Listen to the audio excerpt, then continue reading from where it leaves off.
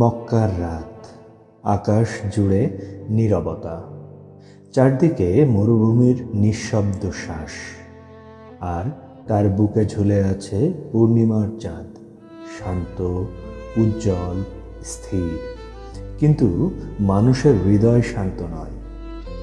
মুহাম্মদ সাল্লাল্লাহু আলাইহি ওয়াসাল্লাম তিনি বলছেন, আমি আল্লাহর রাসূল।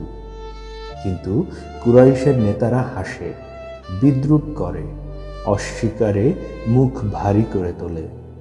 তারা বলে, যদি তুমি সত্যিই আল্লাহর রাসূল হও তাহলে প্রমাণ দাও, এই আকাশের চাঁদকে দুই টুকরো করে দেখাও। মুহূর্তটা থেমে যায় তখন।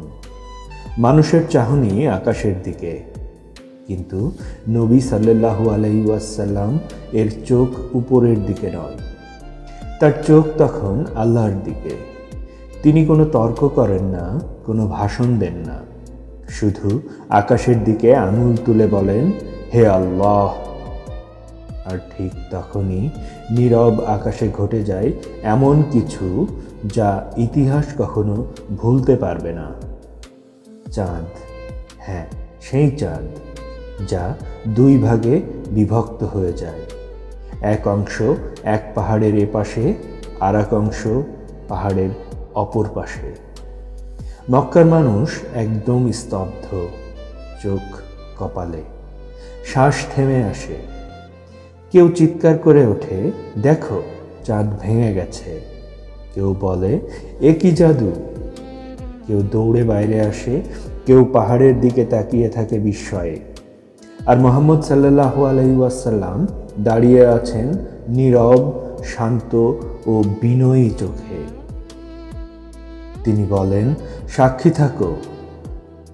কিন্তু আশ্চর্য, এত বড় নিদর্শন দেখেও অনেকের হৃদয় নরমই হলো না।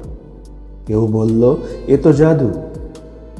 কেউ বলল, চলো অন্য শহরের কাফেলা লোকদের জিজ্ঞেস করি।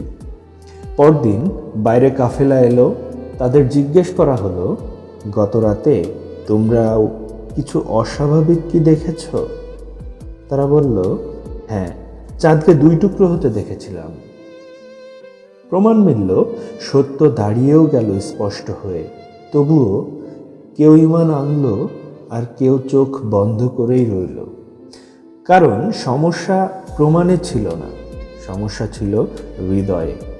এই ঘটনা আল্লাহ তাআলা কোরআনে উল্লেখ করেছেন, বলেছেন, কিয়ামত নিকটে এসে গেছে আর চাঁদ বিদীর্ণ হয়ে গেছে। সূরা আল কামার। চাঁদ ভেঙেছিল, কিন্তু আরও আগে ভাঙা দরকার ছিল মানুষের অহংকার। আজও সেই চাঁদ আকাশে ওঠে, আজও আলো দেয়, কিন্তু প্রশ্ন থেকেই যায়, আমরা কি শুধু চাঁদের দিকে তাকাবো, নাকি আল্লাহর দিকে ফিরব, যিনি চাঁদকে ভেঙে দিতে পারেন? কারণ চাঁদ দ্বিখণ্ডিত হওয়া ছিল শুধু একটি মুজিজা নয়, ছিল এক আহ্বান। হে মানুষ, এখনো সময় আছে, ফিরে এসো।